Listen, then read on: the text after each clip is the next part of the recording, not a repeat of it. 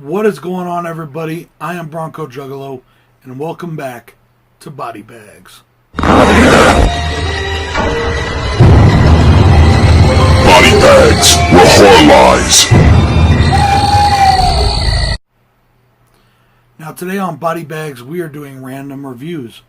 So I decided to promote one of my favorite companies, Wild Eye Releasing. If you don't know anything about Wild Eye Releasing, you definitely need to check them out. They're definitely where it's at with underground horror, and they are the best independent label out there. These guys give filmmakers their push, their start, and you can find their films at Walmart, Redbox, and many other places. Amazon Prime has a bunch of them. They've released some awesome fucking movies over the years, and they are just getting better and better every time. Not saying every movie that comes out is great, but they do give a lot of great movies a platform to stand on. Tonight is one of those movies. I am doing the 2017 film BoneJangles. Directed by Brett Dejager, I think is how it's pronounced, because it's D-E-J-A-G-E-R.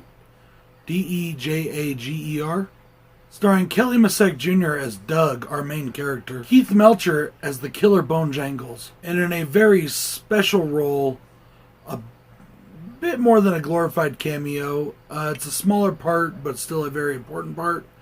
We have the famous, or infamous, depending on how you look at it, Reggie Bannister as Edgar Sr.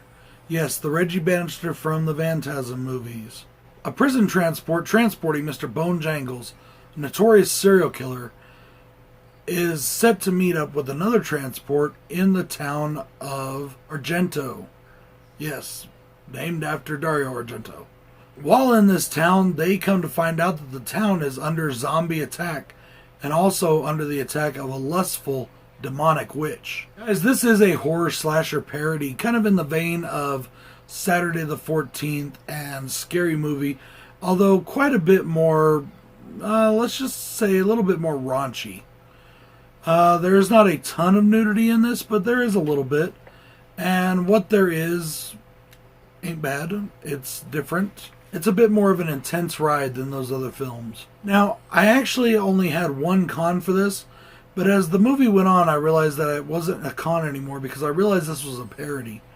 At first, I was going to talk about Randy's beard. For those of you that have seen the movie, you know what I'm talking about. For those of you not, Randy is a cop in it, and he has this gigantic beard and long hair, which cops don't ever have. So I was going to nitpick on that, but when I kept watching the movie and I realized that this was a parody, it didn't bother me anymore. I was like, whatever.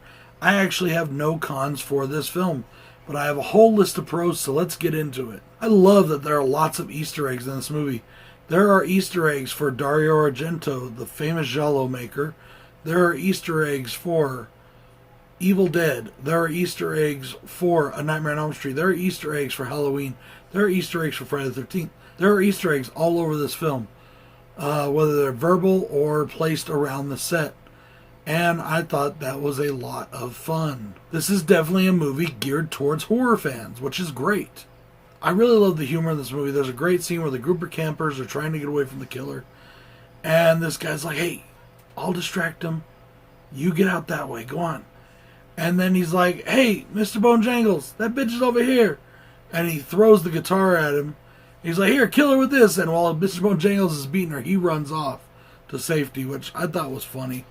I know that's bad of me. Bad Brad. But it was still funny. The gore in this movie is really good. It's done very well, but it's also done very cheesy. And it's done that way on purpose.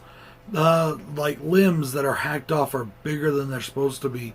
Things like that. But you can tell that they did it with the comedy in mind. And it really does work for this film. Guys, the cinematography in this movie is really good. There's times where it looks like a B-movie, and there's times where it looks like a freaking Hollywood blockbuster.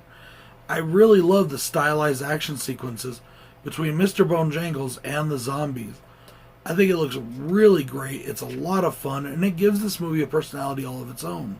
The acting in this movie is really well done for a B film. I really enjoyed the acting a lot.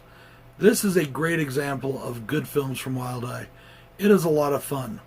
I have heard people say that this movie is a little bit offensive to some.